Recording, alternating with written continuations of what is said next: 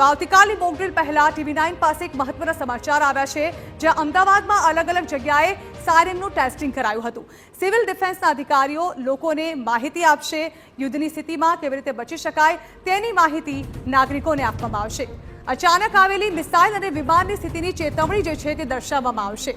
યુદ્ધની સ્થિતિમાં વાહન વ્યવહાર કેવી રીતે મેનેજ કરવો તેની પણ મોક ડ્રીલ આયોજિત થશે।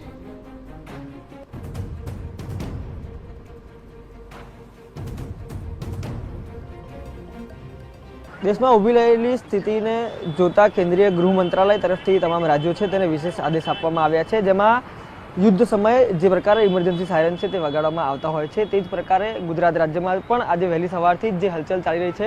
આપ સીધા જ દ્રશ્યો જોઈ રહ્યા છો અમદાવાદ શહેર ખાતેથી, કે જ્યાં આગળ શહેરના પણ જુદા જુદા વિસ્તારોમાં જે વિશેષ સાયરન છે તે તૈનાત કરવામાં આવી છે, લગાવવામાં આવી રહી છે। આવતીકાલે ખાસ કરીને જે વિશેષ મોક ડ્રીલ યોજાવાની છે તેમાં પણ આ જે સાયરન છે તે વગાડવામાં આવશે। સાયરનનું શું મહત્વ છે? ખાસ કરીને મહત્તમ 140 ડેસિબલ જેટલો અવાજ છે તે આ સાયરનથી ઉત્પન્ન થાય છે, પરંતુ આ સાયરન શા માટે વગાડવામાં આવે છે, શું તેનો હેતુ હોય છે? સીધા જ આપણી સાથે સિવિલ ડિફેન્સના અધિકારી છે, તેમની સાથે વાત કરીશું। સર, શું સાયરનની વિશેષતાઓ છે? આવતીકાલે શું વિશેષ આયોજન છે? સાયરનનું મહત્વ જોવા જઈએ તો જે કંઈ પણ અત્યારે મોક ડ્રીલનું આયોજન ગોઠવવામાં આવી રહ્યું છે તેની અંદર એક જ હેતુ છે કે સાયરન જે વાગે અને સાયરન વાગવાને કારણે સામાન્ય નાગરિકને એક જાણકારી આવે કે અત્યારનો જે માહોલ છે આ સાયરનનો મિનિંગ શું છે। તદુપરાંત મોક ડ્રીલનો હેતુ એ પણ છે કે અંધારપટનો અમલ કરવાનો આવે તો અંધારપટમાં અમલની અંદર નાગરિકોએ કયા કયા પગલાં ભરવા જોઈએ, પોતાના ઘરની પ્રિમાઇસીસ કે કોઈ પણ જાતની જગ્યાએ ત્યાં રહેતા હોય ત્યાં આગળ પોતાના ઘરનો જે કંઈ પણ લાઇટનો પ્રકાશ છે એ પ્રકાશ બહાર ના ફેંકાય, અંધારપટનો સંપૂર્ણ પ્રમાણે લોકો પાલન કરે, જરૂર પૂરતી લાઇટ, મીણબત્તી કે સામાન્ય ટોર્ચના મદદથી પોતાનું જીવન ગુજારે।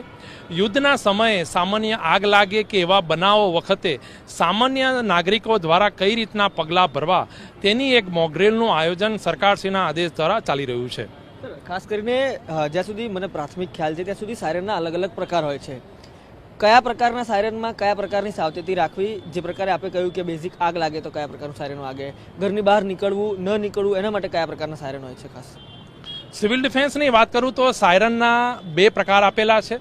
પહેલી એક સાયરન કે જે તૂટક અવાજમાં સાયરન કન્ટિન્યુટી જો 2 મિનિટ સુધી વાગે તો એવું સમજવાનું કે આ જે સાયરન છે એ ભયજનક સાયરન છે।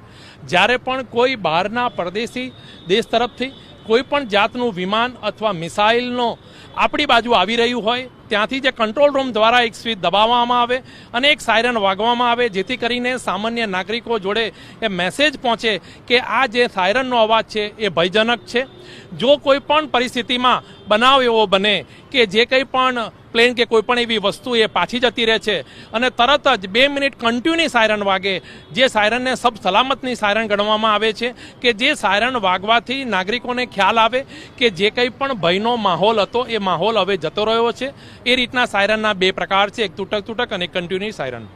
સ્વાભાવિક રીતે અંતિમ સવાલ કે જ્યારે યુદ્ધની સ્થિતિ ઊભી હોય છે ત્યારે જે વાહનોની અવરજવર હોય છે, યુદ્ધની સ્થિતિમાં વાહનોને જો થોભાવવાની જરૂર પડે તો મોક ડ્રીલમાં તેનો ઉપયોગ કઈ રીતે કરવામાં આવશે?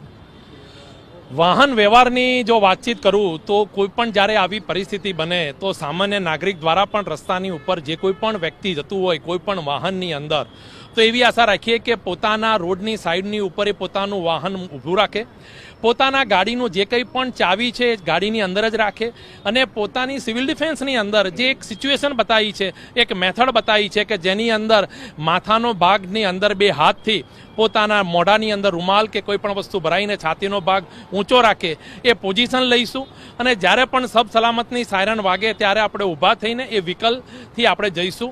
ચાવી રાખવાનો હેતુ એ જ છે કે કોઈ કારણસર આપણે પોતે પણ જો કોઈ ભોગ બનેલા હોય અને એ વ્હીકલનો ઉપયોગ કોઈને મેડિકલ સુધી લઈ જવું હોય તો એ લઈ જઈ શકે, તેને કારણે આપણે કહીએ છીએ કે ચાવી જોડે અંદર રાખવી જોઈએ। ધન્યવાદ TV9 સાથે વાતચીત કરવા બદલ। તો જે પ્રકારે સરકારના સ્પષ્ટ નિર્દેશ છે ન માત્ર સાયરન વગાડવા પરંતુ જુદા જુદા સાયરનની શું ચિહ્ન છે, શું ચિહ્નિત કરે છે, ક્યારે વાગેલા સાયરનને ગંભીર સમજવું, ક્યારે સબ સલામત સમજવું, તે તમામ જાણકારી છે તે આ મોક ડ્રીલમાં આપવામાં આવશે। કેમેરા પર્સન અરવિંદ સાથે રોનક વર્મા, TV9 અમદાવાદ।